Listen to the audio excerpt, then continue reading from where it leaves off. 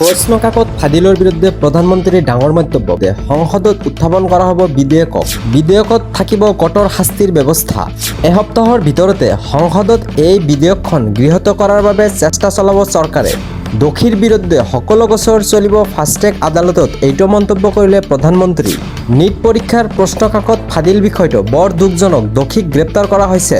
মাজনিশা ফেচবুক লাইভযোগে ঘোষণা প্ৰধানমন্ত্ৰী নৰেন্দ্ৰ মোদীৰ। প্ৰশ্ন কাকত ফাদিলৰ বিৰুদ্ধে সংসদত উত্থাপন কৰা হ'ব বিধেয়কক। এই মুহূৰ্তৰ আৰু এটা ডাঙৰ খবৰ, ২৬ দিনৰ পাছত সোনাম বাংচুকে ভংগ কৰিলে অনাসন। কেন্দ্ৰীয় মন্ত্ৰী জে.পি. নাড্ডা আৰু জিতেন্দ্ৰ সিঙে সাক্ষাৎ কৰাৰ পাছতে অনাসন ভংগ কৰিলে বাংচুৱে। সংসদত নীট প্ৰশ্ন কাকত ফাদিলক লৈ চৰ্চা কৰাৰ আশ্বাস কেন্দ্ৰীয় মন্ত্ৰীসকলৰ। যন্তৰ মন্তৰ প্ৰতিবাদৰ লগতে সংসদ মাৰ্চাত অংশ লোৱা লোকৰ বিৰুদ্ধে গোচৰ ৰুজু নকৰাৰ প্ৰতিশ্ৰুতি দিছে। নীটৰ প্ৰশ্ন কাকত ফাদিলৰ পাছতে জীৱন শেষ কৰা শিক্ষাৰ্থীক ক্ষতিপূৰণ দিয়াৰ আশ্বাস দিছে। সোনাম বাংচুকৰ সুস্থতাৰ কামনা কৰি সামাজিক মাধ্যমত পোষ্ট প্ৰধানমন্ত্ৰী নৰেন্দ্ৰ মোদীৰ। ২৬ দিনৰ পাছত সোনাম বাংচুকে ভংগ কৰিলে অনাসন। এই মুহূৰ্তৰ আন এটা বিশেষ খবৰ, এমাহলৈ খাব নোৱাৰিব কোনো ধৰণৰ মাছ মাংস আৰু কণী। অহা ৩০ জুলাইৰ পৰা মাছ মাংসৰ দোকান বন্ধ ৰখাৰ নিৰ্দেশনা প্ৰশাসনে দিছে।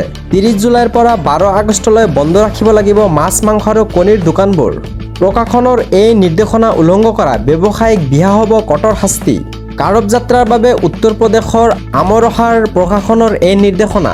প্ৰশাসনৰ এই সিদ্ধান্তৰ পাছতে সমস্যাত পৰিছে অঞ্চলৰ মুছলমান ব্যৱসায়ীসকল। কাৰব যাত্ৰাৰ ভক্ত নোযোৱা স্থানত মাছ মাংস কণী দোকান খুলিবলৈ অনুমতি বিচাৰি পত্ৰ। অনুমতি নিদিলে উচ্চ ন্যায়ালয়ৰ কাষ চপোৱাৰ হুংকাৰ দিলে মুছলমান সমাজৰ লোকসকল। দোকান বন্ধ ৰাখিলে কেনেকৈ পৰিয়ালক পোহপাল দিম বুলি প্ৰশ্ন মুছলমানৰ সমাজৰ। আনটো বিশেষ খবৰ, কেইটামান মুহূৰ্তৰ পিছতে CGPয়ে সাক্ষাৎ কৰিব কেন্দ্ৰীয় চৰকাৰক।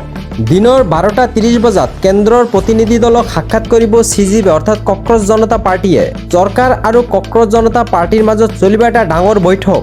ধৰ্মেন্দ্ৰ প্ৰধানে পদত্যাগ নকৰালৈকে যন্তৰ মন্তৰ চলিয়েই থাকিব প্ৰতিবাদ। আজি কেবিনেটত লোৱা হ'ব পেপাৰ লিকক লৈ কঠোৰ সিদ্ধান্ত।